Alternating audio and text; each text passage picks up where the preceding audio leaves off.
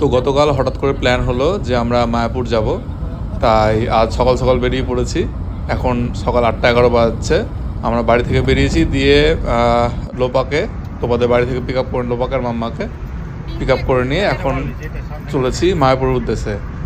মিরাজদা গাড়ি চালাচ্ছে আর আমরা এখানে সবাই মজা করছি।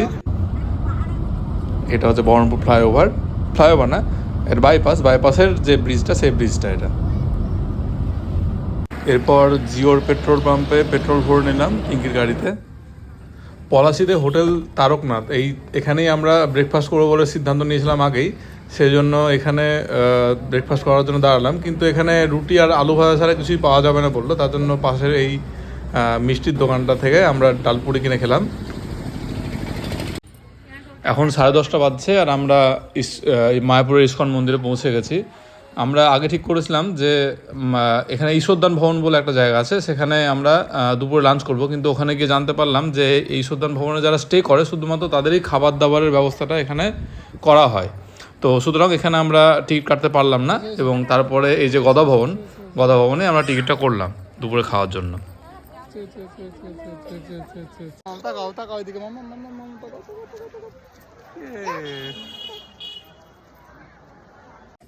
সবচেয়ে ভালো লাগছে এখানে যে আমার দুই মাম্মা খুব সুন্দর খেলছে, হাসছে, দৌড়াচ্ছে, দারুণ মজা করছে ওরা।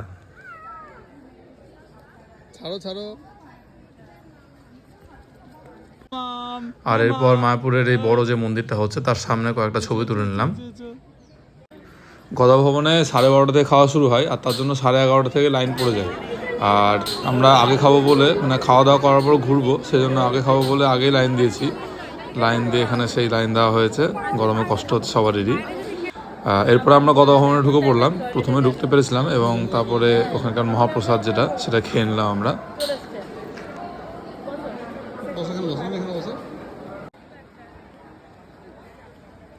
আর খাওয়া দাওয়া করার পরে আমরা এই মন্দিরটা ঘোরার জন্য বেরিয়ে পড়লাম।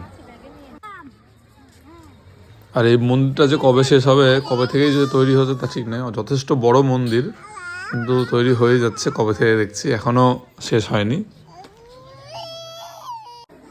এরপর লোপা আর পিঙ্কি বাজার করার জন্য ঢুকেছে সামনে যে দোকানগুলো থাকে সেখানে। আর এই মন্দির চত্বরে ঘুরতে ঘুরতে বিকেল হয়ে গেল। তারপরে আমরা শেষের দিকে ওই যে মূল মন্দির যেখানে বিগ্রহ রাখা থাকে সেখানে আমরা ঢুকলাম। ঢুকে কিছুক্ষণ বসলাম। এখানে একটা বিশেষ কথা বলার আছে, সেখানে যে মূল মন্দির ঢোকার পরে আমরা মূর্তি দর্শন করলাম। বেরিয়ে এসে মাম্মা বলছে যে ঠাকুর কই।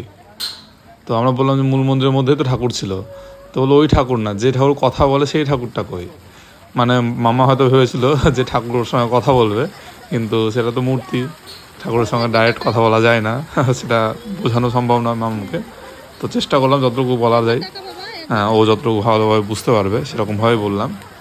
আর এইভাবে আমাদের আজকের দিনের ট্যুরটা শেষ হলো, এবং আমরা এখান থেকে সন্ধ্যা ওই 5:30 নাগাদ বেরিয়ে চলে এলাম।